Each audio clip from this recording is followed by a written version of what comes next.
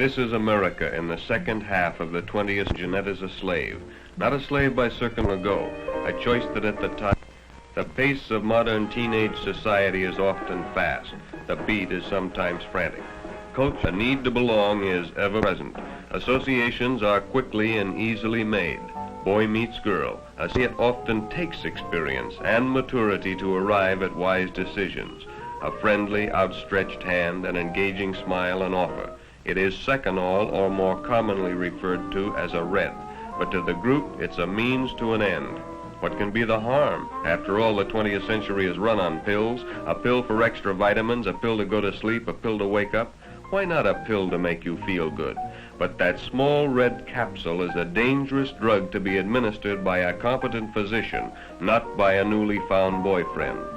But the pressure of the group, the need to belong, the desire to try something new is too great a temptation. But the effect isn't long and lasting, and when the drug wears off and the coming down, as it's called, takes place, you feel let down and tired. But more persuasion, a greater need to belong, and it isn't long until you try again and again. You try new things, the hypnotics as they're called, seconal or reds, nembutol or yellows, tuinol and phenobarbital, and the stimulants amphetamine, dexedrine, and benzedrine or bennies. You begin to lose track of your friends because now you belong to a group that must move in a veiled world of secrecy because what you are doing is against the law, the constant fear of apprehension.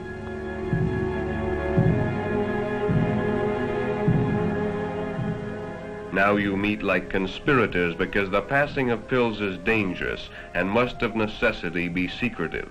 Nerves begin to wear thin. The fun of everyday living goes, and you begin to wonder what your friends and parents think. The guilt grows, and as it does, the need for something that will bring more relief, dispel the fears that you yourself have created.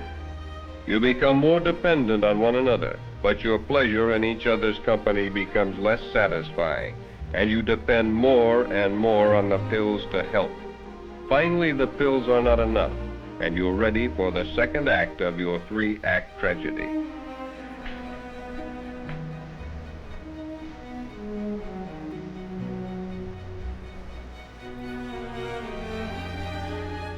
You've heard Mike and the group talk of toking up a joint. You know it means smoking marijuana. Mike is more experienced than you in the ways of narcotics, but until now he has never suggested that you toke up together. But the pills don't give either of you the desired effect any longer, and in the insecurity of your relationship you feel a need to find some new experience to bind you together. So a suggestion that only a short month ago would have been repulsive now is considered. The smell and the taste are anything but pleasing. It makes you cough and your throat becomes dry and hot. You feel like you're floating. You concentrate on one object, a tree in the distance. It's called fixing. As you concentrate, time slows down. You hallucinate, that is, you dream. This is called tripping. Your depth perception is affected. If you had to step off a curb or get out of a car, you would probably need help because the distance might be exaggerated. On the other hand, distance might seem to diminish. As with alcohol, the problems don't disappear, they only temporarily seem to vanish and return with jarring force when the effects of the drugs wear off. But when you get on narcotics, it's like starting a never-ending downward tailspin from 30,000 feet. You become less sure of yourself, your surroundings, your friends. Quarrels are more frequent with your parents and loved ones. You try to convince yourself you're right, but deep inside you know you're not. You lose your sense of values. You think of little else but another blow-up, your newfound language for smoking marijuana. You've completed the second act, and the third act curtain is just about to go up. You don't know it now, but when it does, it's the beginning of the end, the point of no return. It can start in many ways, at a party, in the secrecy of a dirty room. That's how your third act began, at the top of a crummy staircase on the second floor of a sleazy apartment building. Now a new character enters your tragedy. His name is Eric. You and Mike had gone to his place to pick up your week's supply of pills. You didn't like Eric, but Mike had insisted. He'd welded you to his code of secrecy and forced you to help push the pills so you wouldn't cop out on him. A user learns to trust no one, not even his best girl. You sat toking up. It didn't give you the kick it used to. Eric, like all addicts, knew this. Oh yes, he smoked with you, but only to be sociable until the time came when he could introduce you and Mike to heroin. A year ago, you would have been revulsed at the thought of heroin, but now it's an easy step from marijuana to heroin. A pill, a cigarette, a hypodermic needle.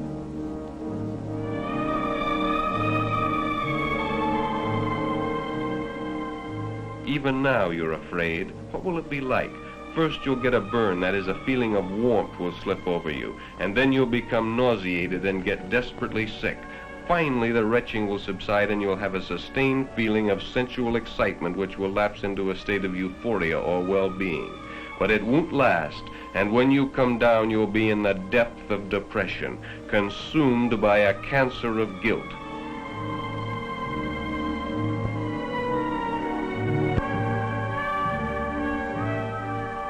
For just 1 second your conscience pricks as you see the needle inserted and the death-dealing liquid slipping in and mixing with Michael's blood. For a moment you want to say no, but the will to resist is gone. Temptation is ever present. The desire to try something new, something more powerful, is too great. Heroin being one of the most insidious drugs known to man, it only seems like days until you're hooked. You're not turned on any longer. The free ride is over. You're required to pay for your fix. As your tolerance increases, the need for more drugs increases, and this requires more and more cash. Now you're driven to things you would never have considered heretofore by your insatiable need for the drug. Your moral fiber has collapsed, and no crime is beyond your imagination. You are an addict, and your total effort in life is to obtain money to feed your habit. Now you're launched on a full-scale teenage crime wave of your very own, but with each passing day your tolerance increases, and now a fix only helps to make you appear normal and dispel the symptoms of withdrawal. Withdrawal, the nightmare of the addict. You live in constant fear of not having enough heroin to keep your habit supplied.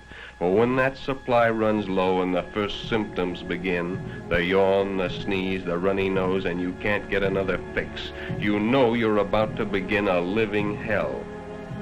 First you're burning up, then you're freezing, then the cramps and pains begin. Each nerve is laid bare and all your senses are magnified. Your whole being is like one giant nerve, raw and exposed to every outside stimulus. This period of withdrawal can go on for a week before the pain subsides and your senses come back to something approaching normal. And for this you steal and live a life of degradation and crime. But in your thirst for money you become careless and Mike is caught.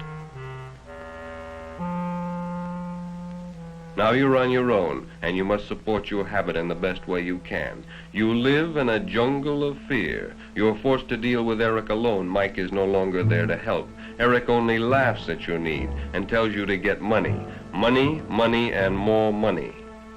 You're not prepared to take a job. Besides, no job would pay the kind of money you now need. You've got yourself a $50 a day habit. You can't support that slinging hash.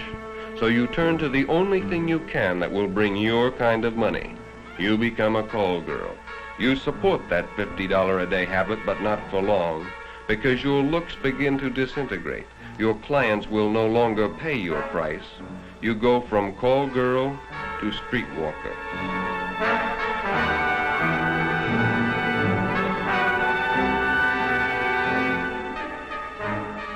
Then on your 20th birthday, you're picked up for soliciting. Jeanette Michaels, age 20, white, Caucasian drug addict. A 20th century slave, self-styled. She'll suffer through withdrawal, be sentenced for prostitution, released, and return to the habit again. Lost to society, she'll continue her hopeless, degrading existence until she escapes in death. Today, tomorrow, maybe not for years.